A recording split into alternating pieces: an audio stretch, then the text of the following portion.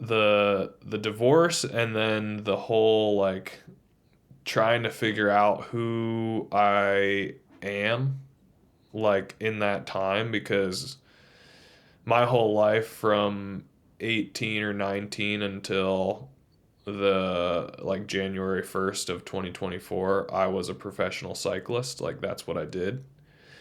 And so then like yeah, I lost, you know, my partner who I was with for 11 years, like over a third of my life at this point. And now I lost like my job, so it was a pretty tough time to figure out. And like we were talking before this call, I only really feel like I actually started kind of feeling normal, like more like myself again in the last like month or two. Um, so it's been a process.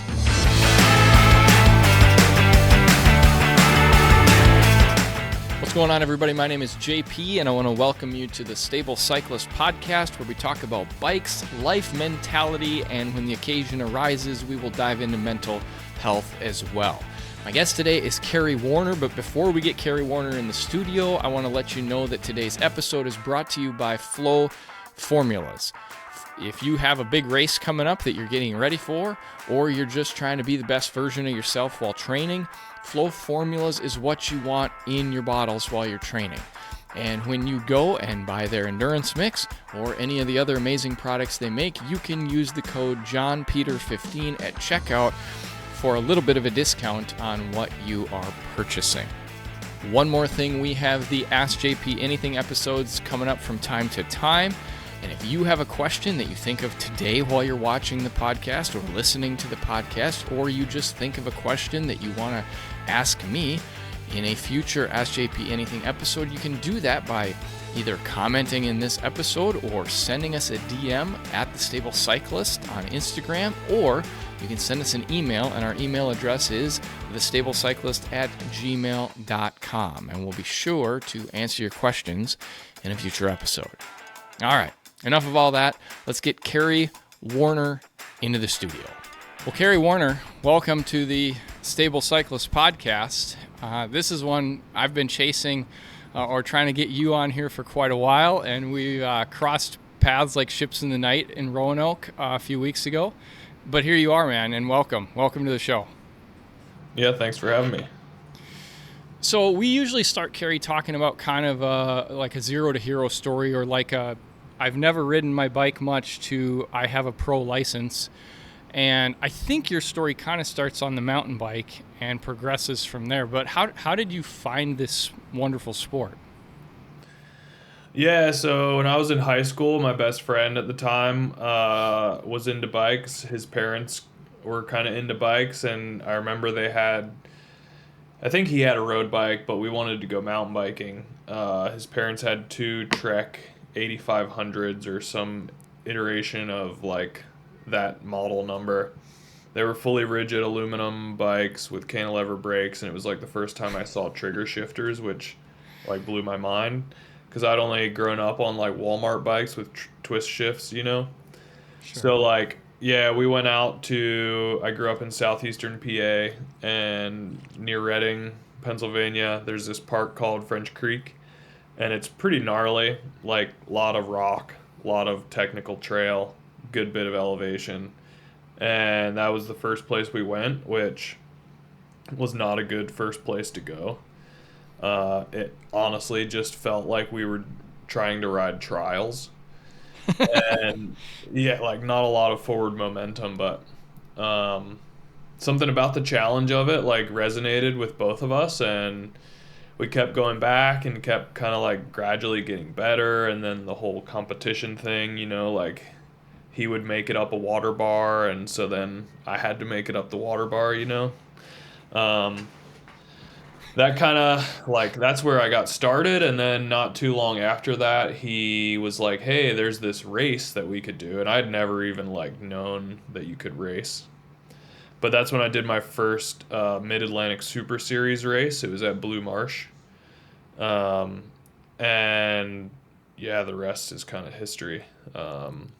I started racing for the Shirks Bike Shop team as a junior, and Just started doing more and more Mid-Atlantic Super Series races. My parents were super supportive of the whole thing.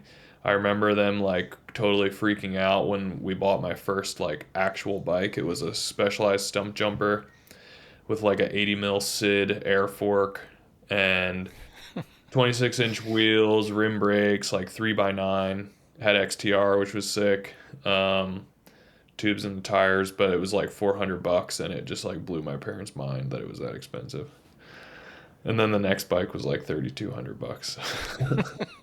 So, uh, but yeah, so yeah, I got that first bike, and that kind of just like pushed me in. Kept doing more, and then finally in 2008, I had gone to prom, got like 3 hours of sleep, and the next morning was a race that was part of the Mid Atlantic Super Series in Greenbrier in Maryland, and I thought it was just like a nationals qualifier just to like check that box. So I showed up, and there's all these kids from Colorado and places out west, and I was just like, why are they here? Like, never seen these kids at a Mid Atlantic Super Series race. And it started raining, things got slick, and those West Coasters don't know how to handle that kind of stuff. So I ended up winning, and when they called me up to the podium, they said like the newest automatic qualifier for the 2008 World Championship team in Val di Sole, Italy. And I was like, what? And so this was an Olympic year, and so the qualification criteria was a bunch different. And yeah, they had this random qualifier since Worlds were earlier in the year. I think they were in April, so that the Olympics could Wow. happen in August. Sure. And so yeah, I got to go to Worlds in 2008, and Did you even know where Italy was on the map at the time? I mean, yeah, I went to school, so Okay. I knew how to work a globe, but like Fair enough. I had no idea, and like I had never raced out of the region, so Sure. going into this race, all I'd ever done was won or done really well. And so I was like, sure, I'll go for a podium, like whatever. Like, so I get there, and I'm like, I've got my expectations way up there, and I think I got pulled 3 laps down. And so that was a bit of a shock. I was kind of just like, whoa, like these kids are fast. Sure. And that was kind of like that experience was like I never had like a thing where it's like, oh, I suck at this, like I shouldn't do this. It was just like it was like wow, like you can be that fast. Like I'm not that fast, but Yeah. now I'm going to be. So like from there, like I got a coach. I didn't have a coach leading up to that point. I remember like the build into the world champs for that first time. I would just would go out and just ride hard every day. Like, dude, I totally went into that race just cooked, overtrained. Like, I didn't know anything. And yeah, that was kind of like that was the turning point for me. Started taking things seriously, started figuring it out, and that's when I decided this is what I want to do. Okay. So you're mountain biking at the time, but eventually you kind of migrate over to cyclocross, and I think that's where you would kind of, as a bike racer at least, pin your identity. How did that migration happen? Yeah, so growing up in southeastern PA, I'm pretty sure there was cross, but I didn't know anything about it. I raced for the Shirks bike shop team, and all I ever did was do road bikes and mountain bikes. I was never in a friends group that even talked about cyclocross. I honestly had no idea about it. And then I went to Lees McRae College in 2009 was my freshman year, and having experienced that trip with the national team, I was like, okay, mountain biking is my thing. I need to take the time off in the winter. So the upperclassmen kind of introduced me to the sport, but I was like, no, that's not for me. Like I'm chilling in the winter so I can crush it in the spring and the summer. So then my sophomore year, I finally gave in. I bought a Fuji Cross Pro cross bike. The first bike I bought was like some spray painted. We called it Midas. It was like a spray painted frame with like a like just, I don't even know. Like there was Campy on it. There was an oval chain ring. Yeah, it was a POS. And I bought this Fuji Cross Pro off of another friend, actually Ben Corbalis, the same guy that's co-owner of Black Magic Paint and helped me with those sick NV paint jobs and that sick custom paint job on the Kona bike I have. But yeah, the Fuji Cross Pro, and then did some cross. I went to nationals that year with the team, the collegiate team, and kind of a similar-ish situation. Like in the nationals race, you know, cyclocross was introduced to me as a fun sport. I was taking it seriously, but I was also wearing a wig. I think like I actually took a bet to get to that nationals race. Somebody bet me a pint of ice cream that I wouldn't wear a skin suit flying from North Carolina to Bend, and I did. And so, yeah, I got a pint of ice cream out of that. They lost my bags. I had to borrow underwear from somebody until they delivered my bags the next day. But at least you had the skin suit. Yeah, I even wore leg warmers and arm warmers because I was like, I don't want to be cold, you know. Yeah, good move.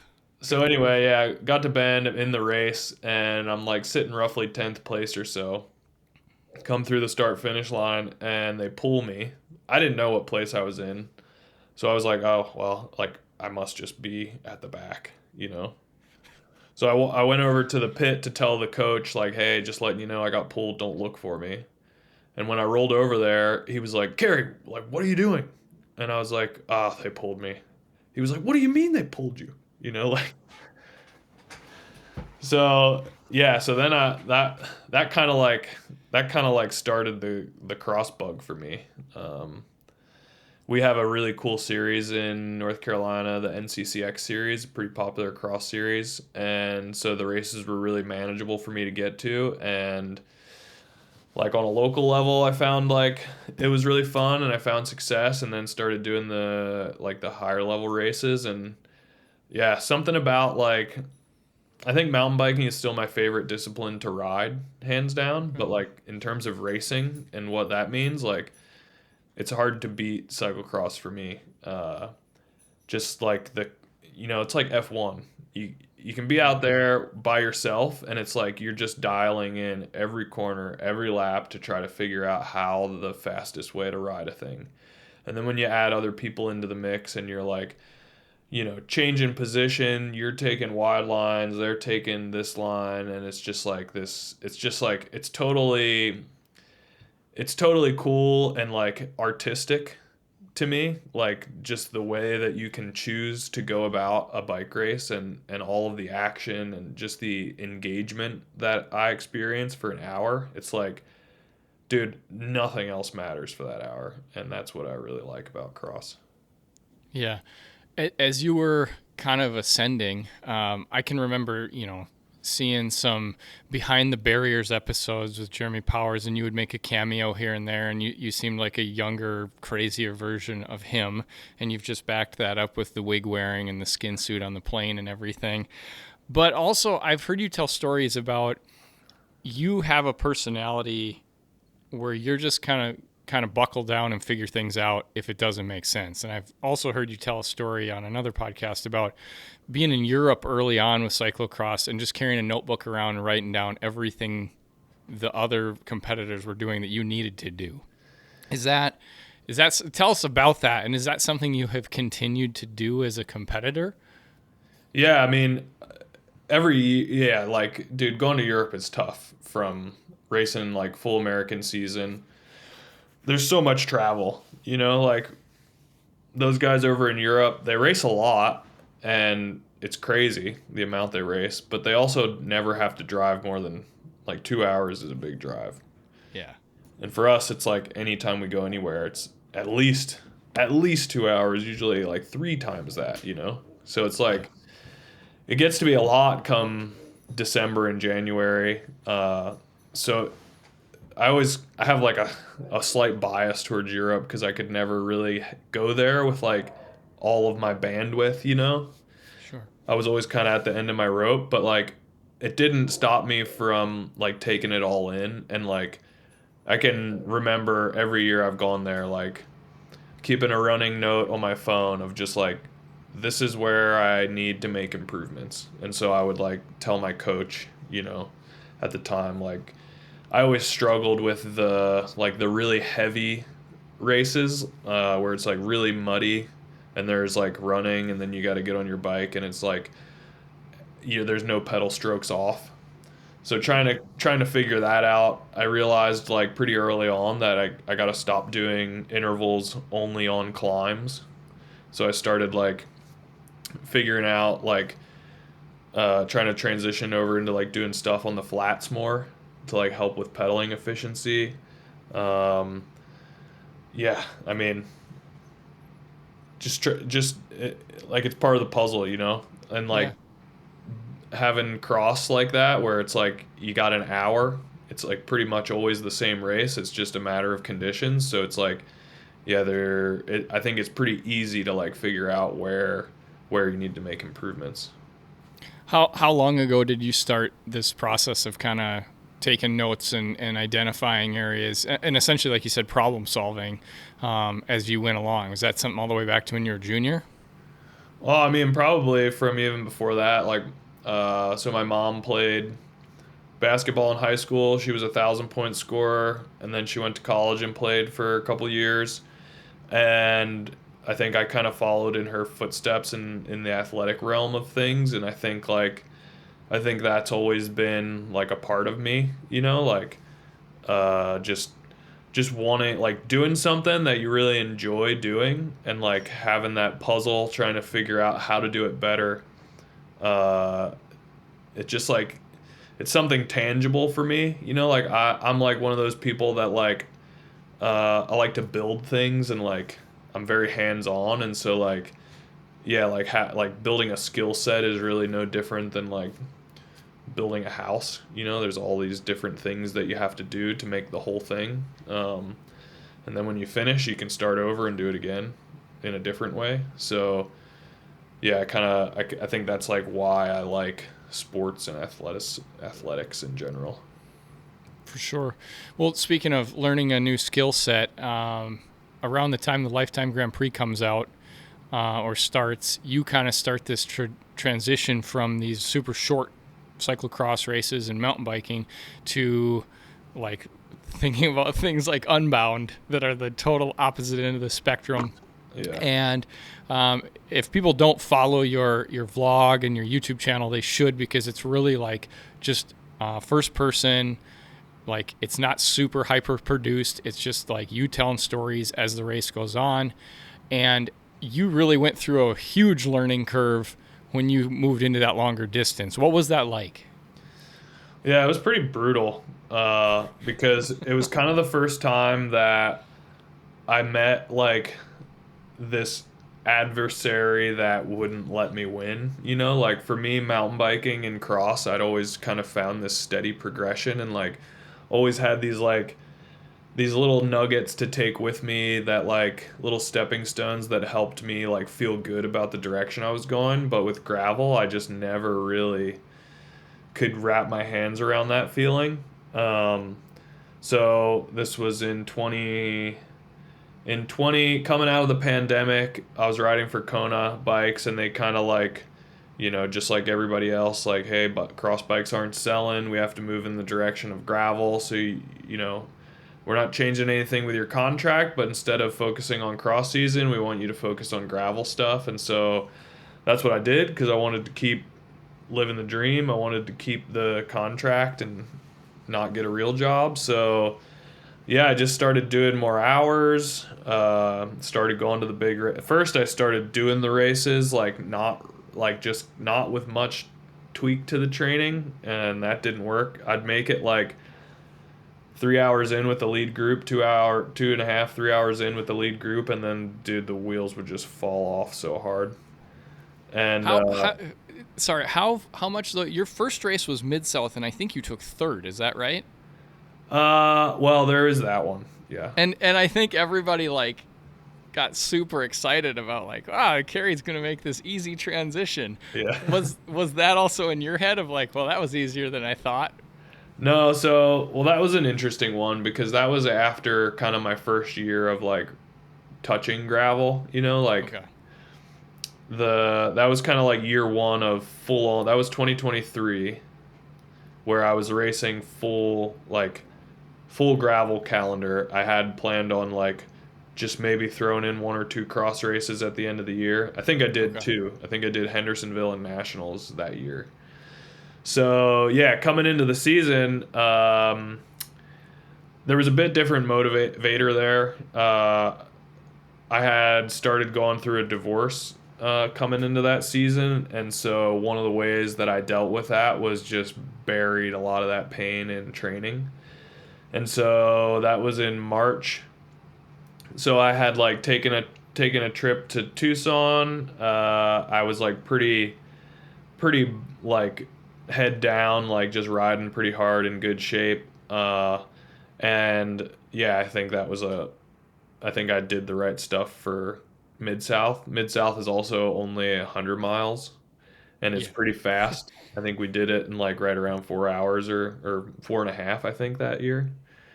Like I'm pretty sure we went through the 50 miler. We were averaging like 25 miles an hour. Like we were cruising that year. It was crazy. Um, so yeah, yeah. After that race, I was like, hell yeah, let's go. Like let's do this gravel thing. And then the next race, this was also the year of Lifetime. So then I got to do Sea Otter was the first race of the Lifetime. And it being a mountain bike race gave me a bit of an advantage. I think I was like 13th or something there. So I was like feeling pretty good about stuff. And then Unbound happened. And I mean, like, my result wasn't terrible. It was like 23rd. But, Sure. dude, I think it was like 126 miles in. I sat down in a field and just, I didn't know what was going on. Yeah, I was gonna say I think I Dude, remember you like I do laying on the remember. side of the road. I remember rolling up to a feed zone. It was like a water oasis at like mile 120. I rolled up to it and I was like, oh, they got Cokes. And I was like, hey, can I have a Coke? And they were like, cash or card? And I was like, what? and so I was like, I have to pay? And they were like, yeah. And so I was like, I was just blown away. So I filled my water bottle up and I just kept going. But then, yeah, maybe like 3 or 4 miles later, I was sitting down in a field. Like I tried to eat this, like, I remember it was a Never Second see those bars, like, and I Yeah. like chewing on it with like my mouth open, just like, and just like kind of looking around, dude. There's no one. No one is there. And I'm on course and there's no one. And I'm just like, is this where I die? Like, is this where it ends? Like, so I think I took like maybe 2 minutes and then I got back on my bike and I could not get myself to pedal more than like 170 watts for the next hour and a half. And then finally like I started to come around, but like yeah, that was a gnarly one. Yeah. Yeah. Uh it wasn't bad. I just like totally I took the Titanic down. I was like not eating enough and I was riding way too hard and I just went down with the ship. And then the next weekend I flew to Finland for Finland gravel. And I actually had a decent ride there and like good legs, which I was really, really surprised about. And so like I was looking forward to the whole gravel thing, but then I think the effort of like I wasn't training smart. Like I was riding way too hard and way too long because I was burying a lot of that Yeah. frustration and pain going through the divorce. And so like that was my coping mechanism and it bit me. Like I burned out. I got to like the rad come July or like dude, the gnarliest race of my life probably like Leadville. That sucked so hard. I went to Colorado for the whole month before it, trying to get acclimated, and like, yeah, just cratered myself. Trained too hard there, and then at altitude wasn't able to recover. So then I went to Leadville and I just got demolished.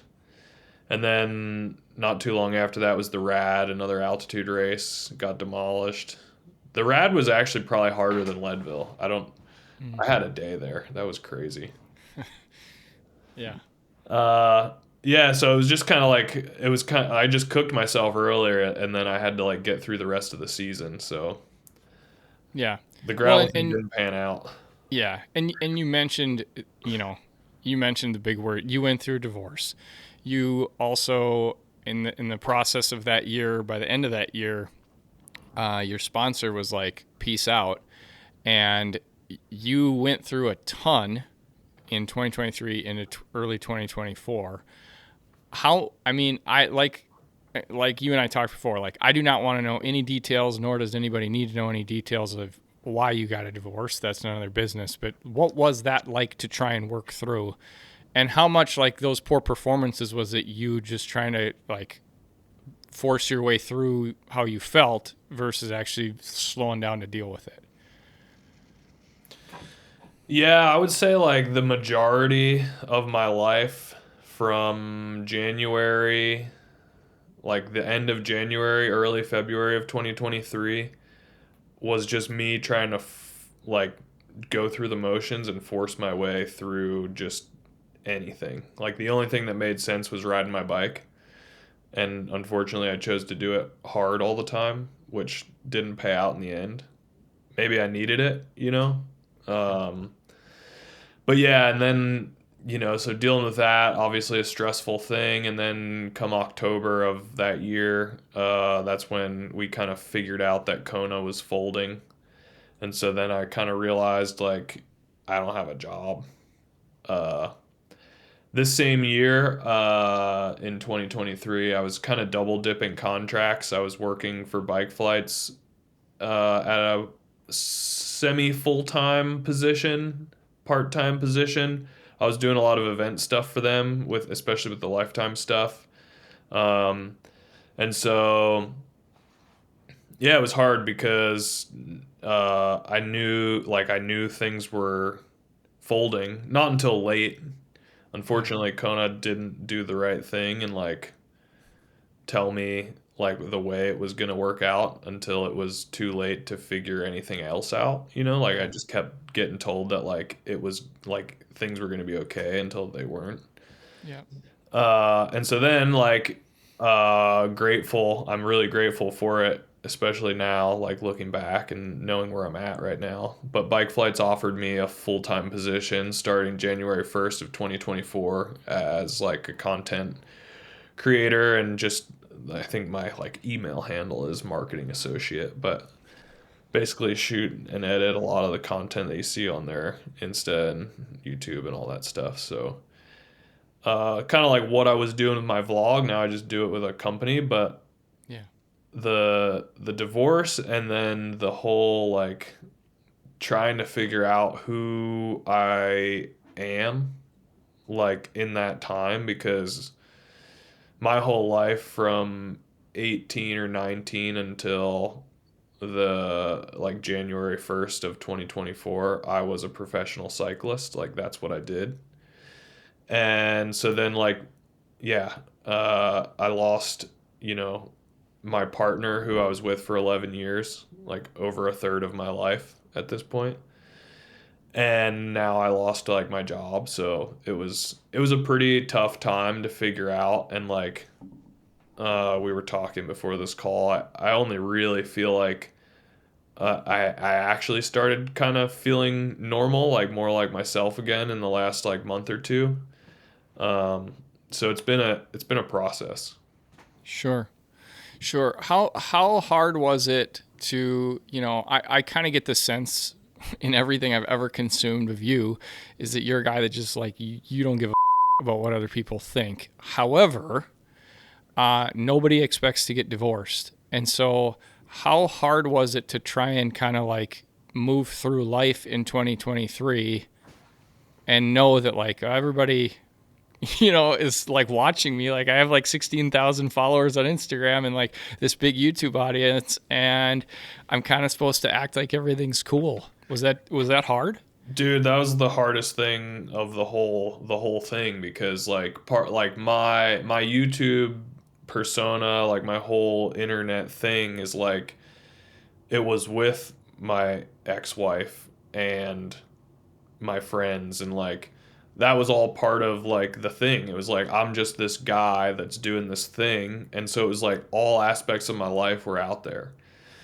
And so now it's like, now I'm still doing that thing, and like any video that I put out in 2023 and 2024, pretty much, like I hated every bit of trying to put any of that media out. Yeah. But like, yeah, I felt kind of like I had to, and but like just creativity got sucked from me, and like with the depression and the sadness that came with the divorce, it was so hard to like make sense of any of that.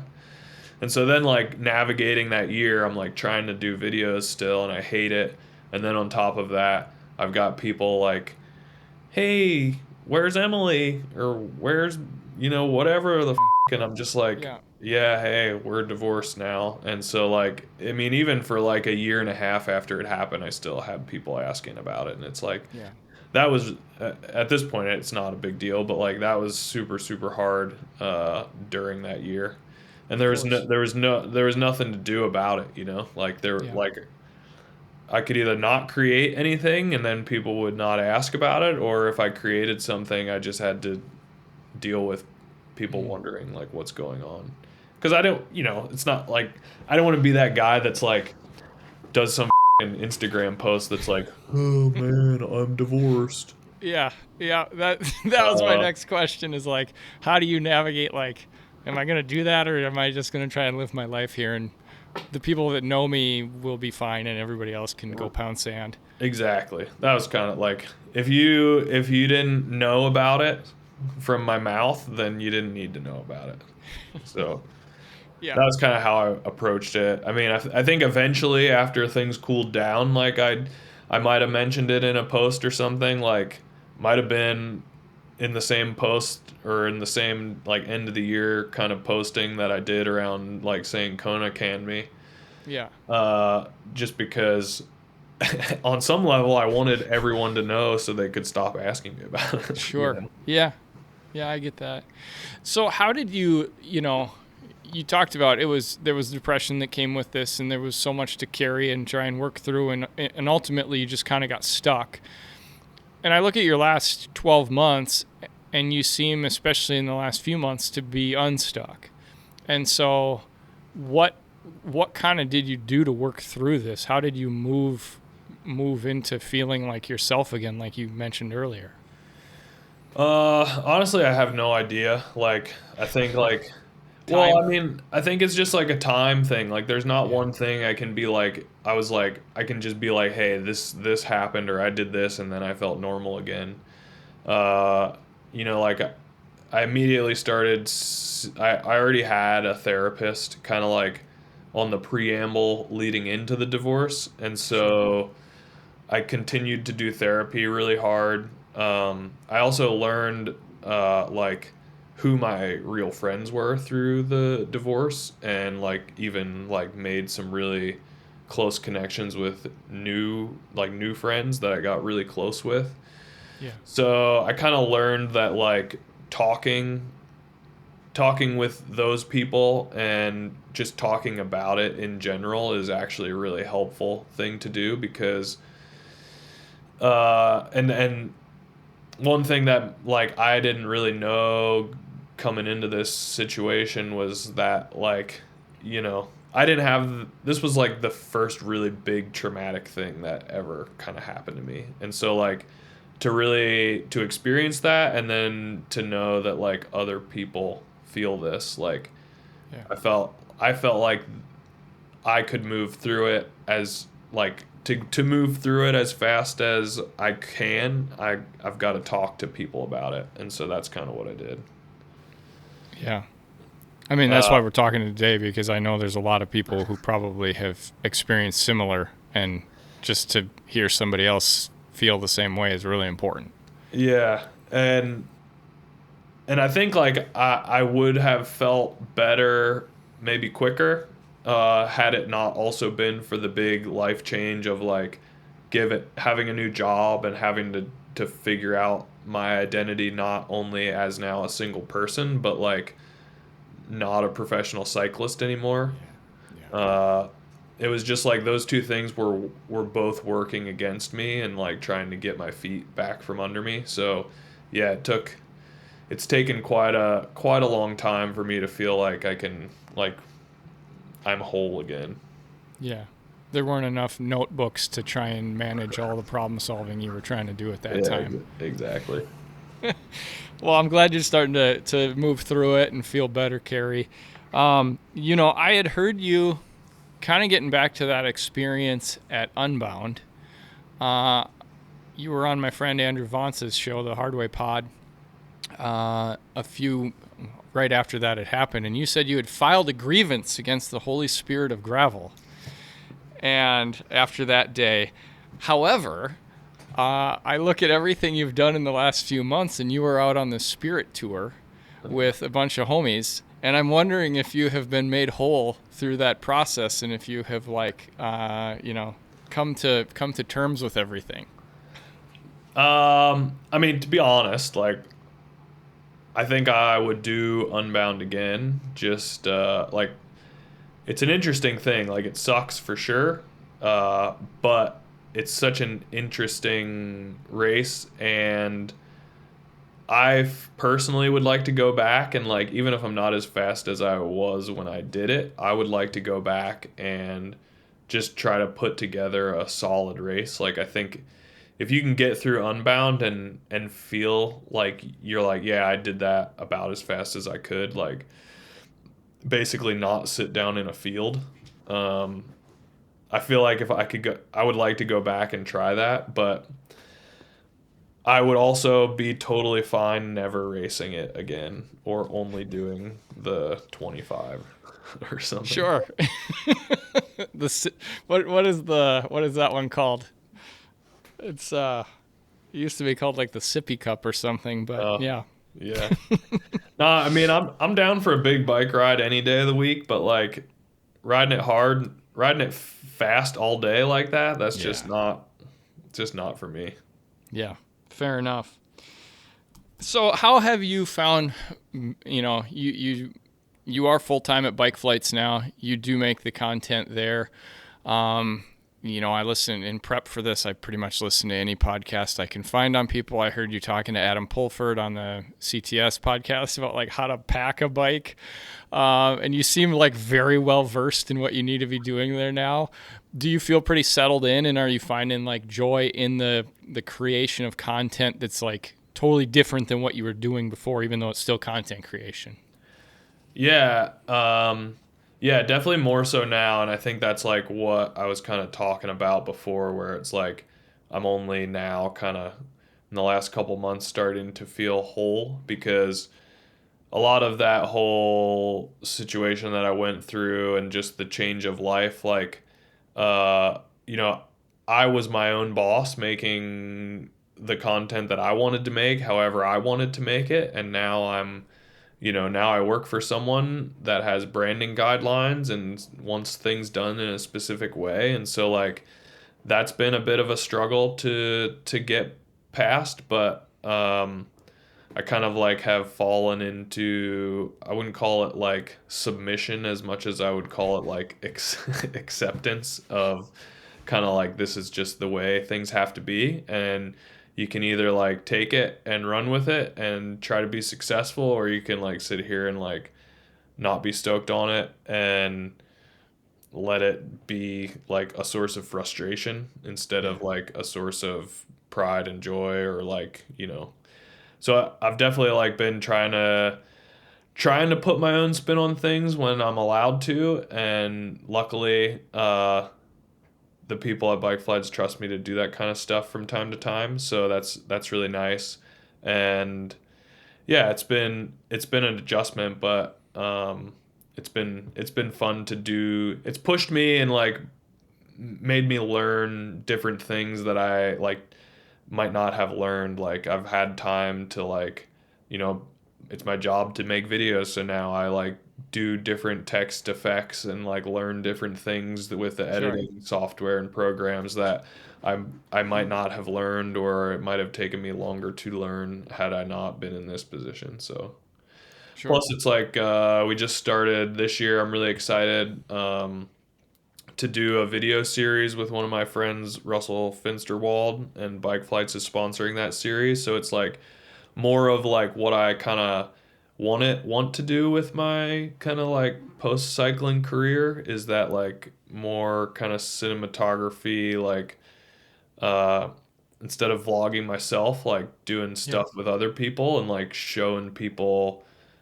like kind of the same thing I do with my vlog, but just in a from a different perspective. Yep. Yeah, right on.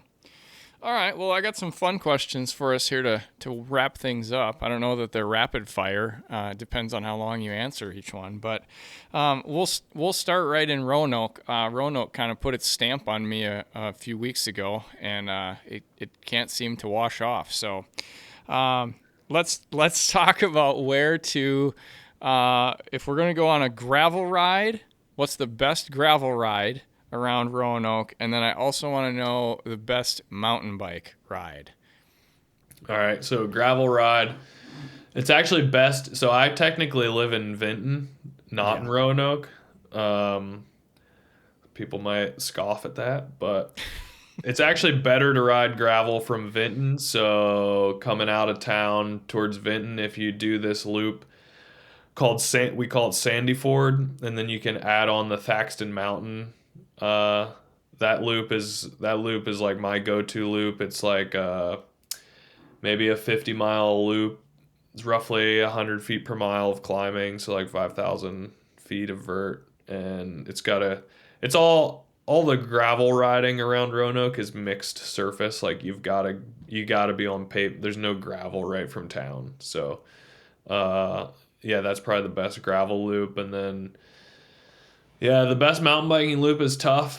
We have Carvin's Cove just north of town, which is like a very popular kind of curated backcountry experience, is how I Yeah. would describe it. That's where the marathon mountain bike Yeah. nats That, course. that's where I stayed when I was in Roanoke. Okay. So yeah, that's okay. It's fine. I get bored at Carvin's. It's not my favorite. If you go one more ridge to the north, there's a ridge called North Mountain, or the Dragon's Back. Is this the night ride you did with Gordon that I heard about? Yeah, we did the Dragon's Hole. I'm actually gonna. So the reason we did that night ride is because that was like 2 years ago, and I was kind of setting myself up for this. But I'm gonna do that run at the end of March. It's a 35-mile loop with like 9,000 feet of climbing.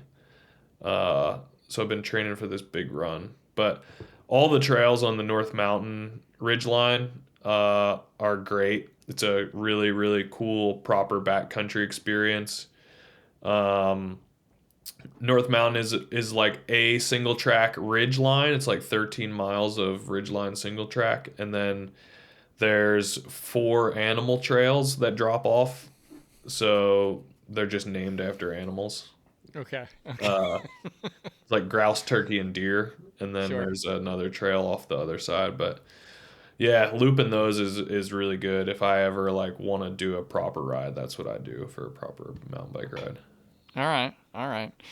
Um, you said you don't, you didn't want to buy a Coke from the water stop at Unbound, but let's say that you and I go out and we're on just like a very chill 7-8 hour gravel ride, and we've kind of run out of supplies, and we get to a rural gas station. What are you gonna buy? Yeah, it's a tough question. I think it depends on the mood, like if you've been slamming sugary stuff all day, I'm probably going to go for something savory, get like a hot dog, roller dog with only mustard and relish probably. But yeah, I'll probably throw a Coke on there. I'm a Coke guy or a Dr. Pepper guy. I've been really into the honey barbecue twists. Those are like a go-to for me. It's like a middle ground between savory and sweet. Right on. Right on. Okay. Next question. When you're riding or in regular life, what's your go-to music? What are you listening to? Lately I've been on a bit of a metal kick. Metal and hardcore, and back to my high school punk rock days. So anywhere from like Taking Back Sunday to NoFX to Polaris to Knocked Loose. You're really throwing it back there. Pretty upbeat stuff. It's all good. Do you consider yourself a bonk bro? Are you one of the crew, or are you like a person who comes in and makes a cameo? Because you show up from time to time. Yeah, I show up when they need help with their ratings, I think. That's how I interpret it. I do not consider myself a bonk bro. All right. Might even be anti-bonk bro, to be honest. That's okay. That's okay. Yeah. Are you a Harry Potter or Lord of the Rings guy? Harry Potter. Okay. What house would you consider yourself? Probably Gryffindor. Oh, okay. That's all right. I think I've done the sorting hat thing, though, and I don't think I'm Gryffindor. Okay. I might be Ravenclaw. Yeah. A lot of people are that. So it's all good. It's all good. I'm Slytherin, so yeah. Yeah, this has been awesome, Kerry. I've been looking forward to this conversation for a long time. I looked forward to it more when I spent a ton of time with another guy from Roanoke, Gordon Wadsworth, and he kept telling me how awesome you are and how worth conversation you would be. But this has been incredible, man. Where can people find you if they want to follow along on social, follow along on YouTube, all that good stuff? Yeah, I mean, I'm on Instagram, CarryW24. I think Kerry Werner vlog on YouTube. Shameless plug for bike flights, because if you follow bike flights, you make my job a lot easier. So you should follow them too, because that's where I don't really post for my own account too much these days, because dude, after spending all day looking at a computer doing stuff for bike flights, the last thing I want to do is make content for myself, you know? Yeah. So Fair enough.